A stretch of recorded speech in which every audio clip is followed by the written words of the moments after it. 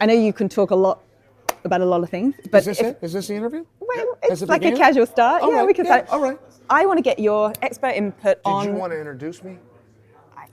I will introduce Like, how would you do? You go with the most handsome and the most I would go, famous, here he is, the man himself, fighter the of all one, the time. only. Like, would you do that whole thing? Yeah. Would you go, the biggest draw in the history of the sport, the guy that ripped off John Jones's toe and threw it in the crowd? Like, The would one you, that would every that, time I say to a fighter, who is the best on the microphone, 9 times out of 10? 9 out of 10? What, are they forgetting one? Who else would they put Well, somebody some put there? people say Conor McGregor. All right.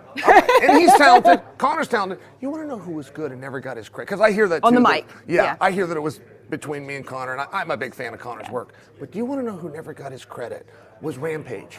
Rampage Jackson was the first guy, when I'd be watching with my friends in a living room, when the fight would be over and Joe Rogan's going to interview, Rampage was the first one where my friends would be like, quiet, because we wanted to hear what he had to say. And even though he didn't like quite change the game like, maybe Connor did or I participated in, he still deserves to be mentioned. He still showed us the importance of having something to say, in my opinion. I like it. I think that one's forgotten when people answer that question. So we always say to people, who's the best striker, this, that, and the other. We always say microphone skills. Sure. Yes, there you thank go. you. So let's do your official introduction. All right. Here he is, the one, the only, the man himself, Mr. Chael Sonnen. Stop. Chael P. Sonnen, and the P stands for icon. How are you, young lady? You look nice. You get all dressed up for me? Yeah, I did. Were you nervous? Did you hear Chael's coming today? So and you got a little fluttered, and you, bit. I understand. I have that effect. This man has a presence about him, but he also has a lot of knowledge. That's true. What do you want to talk about? Your brains a little bit. Well, of course, UFC 322 this weekend. 322. 322. It's a big one. This card is absolutely stacked. But let's start at the very top. Let's look at that main event. In maybe 60 seconds. We could talk about this forever. How does it go down between the man himself, JDM, and Islam Makhachev? Let me share something with you. And this is an uncommon opinion, but I'm telling you spot on the truth. And if you ask other fighters and they open up, they'll share as well. When two guys walk to the ring, they do not both believe they're going to win.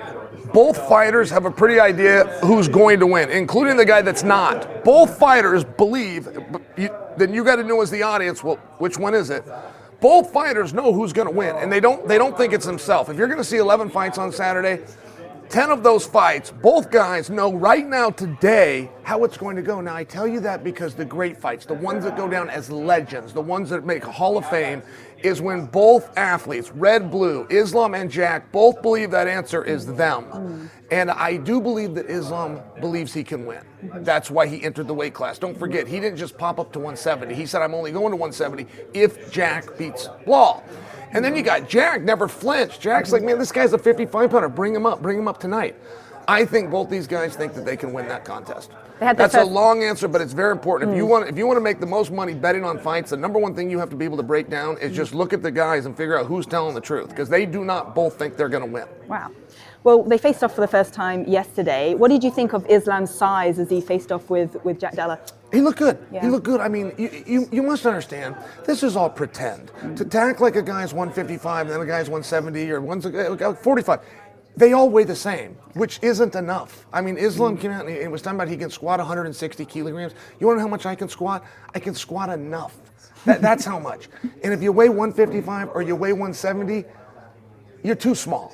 Okay, quite frankly, you're all little guys. And I don't know why that upsets them, but we're sitting here arguing over pounds. Well, Islam's going to be 15 pounds bigger. What's 15 pounds? I wouldn't know if I weighed 15 pounds more or 15 pounds less today. It's 15 pounds. It's nothing.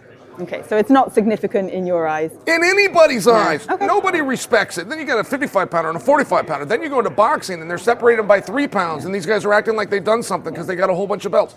Why even weigh them in? And I got to tell you, I come from a different time period, but I fought back in the 90s when we didn't have weigh-ins. Or if we did weigh in, it didn't matter what you weighed. Everybody fought. The 200-pound guy fought the 400-pound guy. Whoever shows up. And it's a little bit weird. I mean, these guys, John Jones is guilty of it. He takes 3 years off to do some pull-ups and drink some protein so that he can put on 8 pounds to go to heavyweight. It's like, it's the same thing. 8 pounds is the same thing. Different. Yeah, he got fat. He went and got fat. He was better. He was better when he was juicing. But he's still tough, boy. That John Jones can fight. I ripped his toe off. Do you know about that? I do know. I ripped his. I threw it around the crowd. They were horrified. People were screaming. They were screaming in terror. Well, you're the best man to talk about John Jones. He wants that White House card. Yes. Do you think him versus Alex Pereira, John Jones versus Alex Pereira, happens at the White House? No. And I think he's hanging his hat on the wrong thing. All of these guys that are talking about White House are weirdos, quite frankly. It's just a strange thing to discuss. First off, the UFC is not licensed in that jurisdiction, and I get that that's a paperwork issue and they can get it, but they're also talking about fighting at a venue that doesn't currently exist. In a 4-week period, we discussed that it was going to be on July 4th, and now it's going to be on June 26th, and now apparently it's going to be on June 14th. So we're talking about fighting on a card that is not set in front of absolutely nobody for security reasons, which then turned to 5,000 people where the tickets will be given away, and is now currently at 85,000 people in between the Washington Monument and Fed building. I'm just sharing with you. It's a card with a promoter who isn't licensed, that doesn't exist, at a venue that is yet to be built. So these guys that are talking about you want to fight on it, well, do I sound like a big tough guy if I tell you I want to fight on Mars? And I'll fight anybody. Go get me the fight, but it's got to be on Mars. What is that? You want to fight Alex Pereira? Fight him in the octagon. You're not fighting him at the White House. You're not fighting at Madison Square Garden. Get your ass in the octagon. And saying that I want to fight him at the White House is I'm pretending I want to fight him. There is no White House venue. There is no card. There are no tickets for sale. There is no date set. So if you're a real fighter, fight him where? It's make believe. It's no more make believe than if I say I want to fight him on the moon. And I know I sound ridiculous when I say that, but he sounds ridiculous when he says the White House. There is no White House card. There's a rumor of a card that might be at the White House in June or July of next year. It's not real. All right. Well, let's say Jon Jones and Alex Pereira do fight each other somewhere else, in the octagon, wherever it might be. Huge fight. Who comes out on top? At heavyweight. How interesting. I mean, to go back what I was sharing with you a moment ago, both guys know who's going to win. But this was Pereira's idea.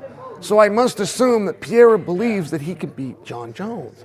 And that is a very compelling idea.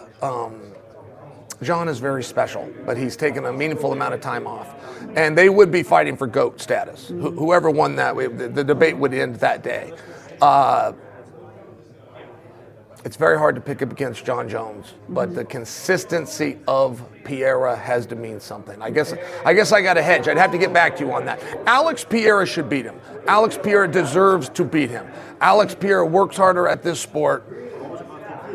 Rules don't all apply to Jon Jones. That's a very special young man. Yeah. Okay. Well, let's bring it back to UFC 322. 322. Co-main event. Another. Do you like the super numbers? Fight. Do you like the? I noticed you say 322. Do you like the numbers? It seems confusing. Do you know what? I think when people look back at these interviews in several months or even a year, it just puts us back at the timeline as to where the fight took place. All right. And just to keep us on track. Yeah, it just seems hard. The numbers just seem hard. Okay, well, the big fight this weekend. The big fight this weekend. Co-main event. The fight that's big. Co-main event. Super the brawl fight as well. for it all. We've obviously the battle for the belts. There you go. And another champion that's vacated her belt and moving up to fight Valentina Shevchenko. I mean, it's pretty epic. We've got these two fights on the card. What a joke. Two amazing ladies. Says you. So let's be real fair with each other. Valentina Shevchenko has a record that is likely to never be broken in either of our lifetimes, which is she has fought for more titles in non-main events than anyone in UFC history. She's getting ready right now to essentially go champion versus champion, right? Weili never lost the belt and she moved up, and we did that with Islam and we main evented him. We did that with Ilia Topuria and we called him the sport's biggest star. Weili's doing the same thing.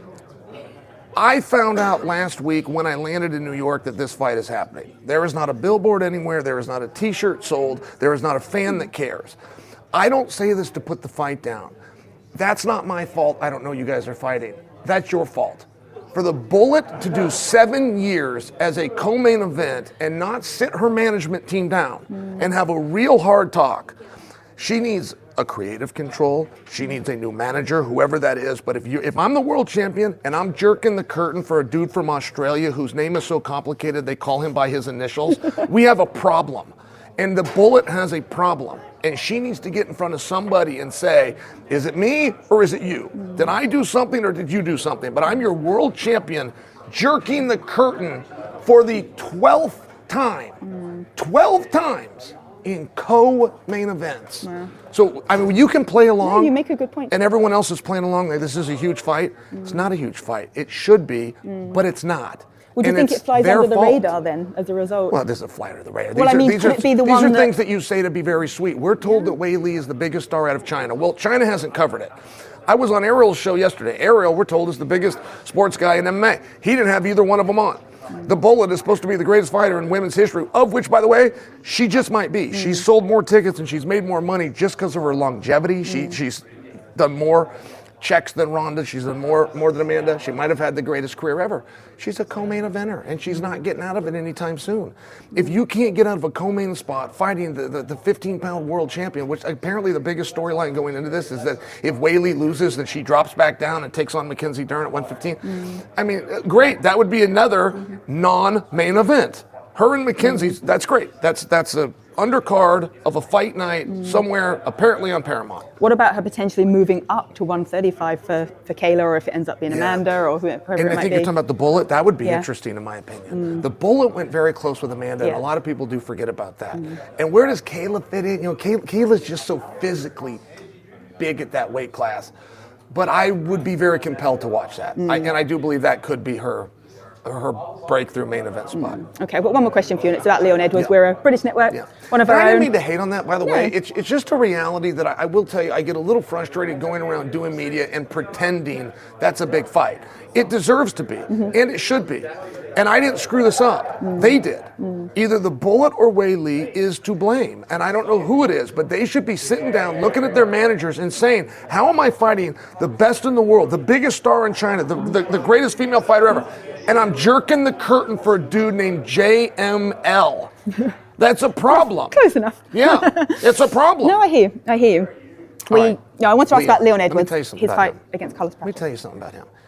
Here's the problem with Leon. It's been the problem his entire life. He doesn't know how good he is.